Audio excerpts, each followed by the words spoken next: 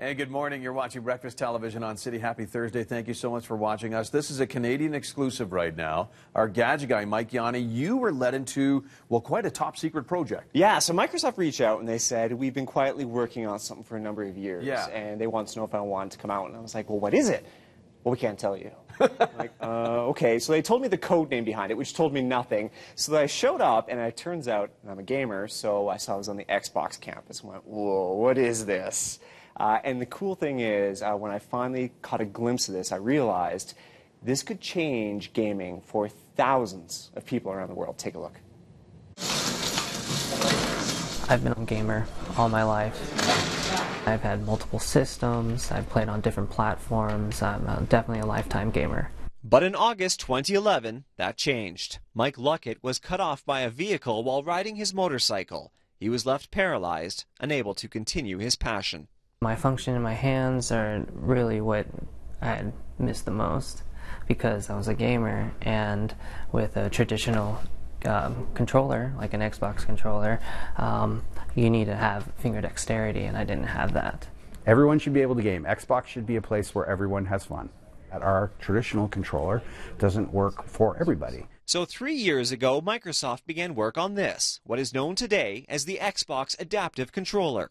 Dozens of engineers spent time with not only Luckett, but other gamers with disabilities to come up with a way for gamers to once again play. The Xbox Adaptive Controller can be used pretty much any way you want. Right now I'm playing Forza Horizon 3. It's a racing game. I'm using the traditional Xbox controller to steer the vehicle, but I'm using the adaptive controller, the giant A/B buttons on it, to accelerate and to brake.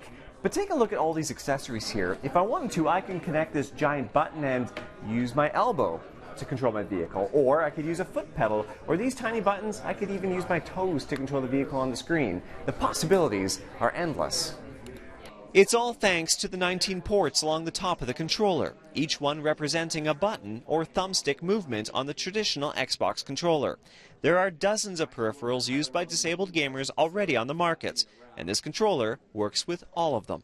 It is a device that basically allows you to create a controller that fits you. It's really corny to say it's a game changer, but it really is. Occupational therapist Erin Mustin-Fursh worked with the engineers to finely tune the controller, making subtle adjustments like making sure the controller sat on a slant, rounding the edges so it's not rough on the wrists. It really levels the playing field for my patients, that they can now get back to gaming on an equal level as their peers. I'm going to put that right here. Yep, that goes there. Luckett not only games again, he's back to playing on a competitive level. I feel it's like a stepping stone to everything else, other recreational activities. If they feel like they can game on a competitive level and do things and destroy the competition that are able-bodied, well, they could probably do other things. A renewed outlook, all thanks to a controller and a company that took a chance on gamers like Luckett needing a helping hand. Woo, let's go, baby! I'm going to be able to kick ass again. That's amazing. I gotta tell you, Mike, an amazing person. Yeah. Yeah. It's so inspiring. Yeah. He's, like he said, he's going to kick butt again. He's determined. That's awesome. Yeah. And it's really neat how there's a whole wide array of button sizes for whatever body part you choose to use, right? Yeah, so really, they're trying to build a controller that pretty much, no matter what your disability is, you can use it. And you were kind of asking me before the story ran, it's like, well, but how many gamers are out there that have a disability?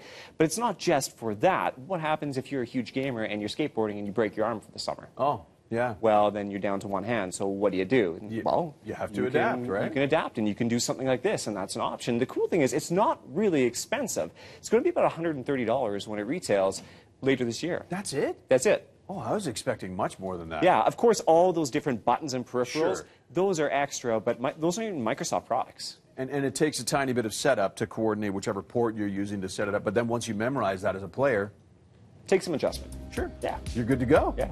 Interesting. Good stuff. A Canadian exclusive for our gadget guy, Mike Yawney.